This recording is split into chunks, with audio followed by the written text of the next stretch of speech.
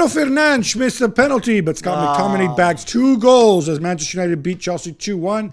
And now they're only 3 points behind Manchester City. How about that? Incredible, isn't it? I mean, I thought they played well in that game. It was very important to win after everything that happened in midweek and everything like that after the Newcastle game too at the weekend. And we will talk that in the next quick hit. I mean, Scott McTominay, it cracks me up, really. I mean... What's funny? Why is it funny? I don't know. I just think I can see the runs that he makes into the box, and it seems that very often he's just in the right place at the right time. He's brilliant. He could have had... That's a skill too, right? Yeah, but then you see the third chance, the one that comes onto his left foot, and it's not his fault. Not everybody's two-footed. Not even sure what he's doing, but even his idea was wrong.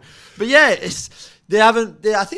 I looked the other day. I think they're the only team in the Big 5 league not to have drawn a single league game this season. Right. So it's only they win or they lose, and that's why they're only 3 points behind City. They're not too far actually from the top 4, even from Arsenal point of view. You're saying if they had 2 points for a win, they'd be further back in the table. Yeah, right? I mean, enough with your anti-United. No. I'm not anti-United. I've just praised them, so it's good. Right. Did this look like a team that's willing to fight, right? Yeah, I mean they played on the front foot. I thought collectively they were good. They pressed well. I mean I know Chelsea at times struggled to beat the press, but I thought that was good. And talking about United, they had previously banned a number of media organizations, including ESPN, Sky Sports, the Daily Mirror, and the Manchester Evening News from Ten Hag's pre-match press conference, so the press conference before this Chelsea game, after articles suggesting that there was discontent in the camp. Yeah, so they came out in a statement and they were reacting to an article, which, there were different versions of it, but there were articles which all these outlets had put out. So clearly, well, in fact, not clearly, I'm not revealing anything, they all spoke to the same people who said that roughly half the squad was against Ten Hag. Against Ten Hag, the right? Half of the and they said what they're angry about is that before these articles came out, they didn't come to them. In fact, Ten Hag addressed this afterwards. He said they should have come to us first and not gone behind our back printing articles. That's not the right thing to do. We have a good relationship. They can come to us beforehand, and we have a debate about it. Now, look, Ten Hag is not a newspaper editor, right? So it's not the job of a newspaper person to come to you and have a debate with you. But I think what he means is they should have gone to him and asked for comment.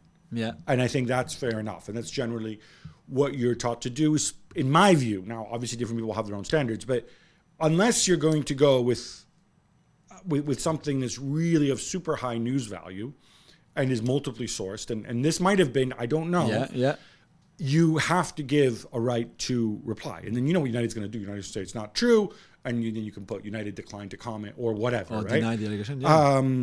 Now, it's a different story if any one of these people had come out and said and put their name to it. Yeah, publicly. But, let's face it, right? We live in a world where Princess Caroline is the... Caroline of Monaco, okay, right? Yeah. I'm sure she's a big Monaco fan. And Jason McAteer used to be a talented Irish fullback, played for Liverpool, among other clubs. Right. The reality is there are players who have PR people who work for them, and they put these stories in the press to serve their interests. These stories are not made up. It's not like these 4 outlets get together and say, let's make what lies can we print about United today, right? So that is something that I'm sure Ten Hag and United are aware about, and it's something that they need to address. And Marcus Rashford was obviously dropped to the bench for this Chelsea game. Not that it might just be in his form, because he's obviously in terrible form, or it might not be the form. Or it may have something to be with who represents him, PR-wise. Maybe. As for Chelsea, Jules, are you seeing progress, or are they still treading water? I'm a bit in between. So I'm not having at all a Cucurella right back, Colwill left back, Disasi, Thiago Silva back 4 to start with. Was Reece James not fit enough to start the game? No, I don't know why. But only to come on at half time. That made no sense whatsoever. I think when you don't have any control and you can have all the energy you want, and they have good players, so they will create chances, and we saw chances for Mudryk, Sterling, Nico Jackson had a good one that he has to take first time instead of controlling the ball, things like that. So they will still, and I think their XG was 1.5 or something. But if you don't have a bit of control from Enzo, Caicedo, who clearly were overrun in midfield, then you're going to concede far too much. United had like over 4 XG in that game. And the penalty is a high XG, obviously. Right.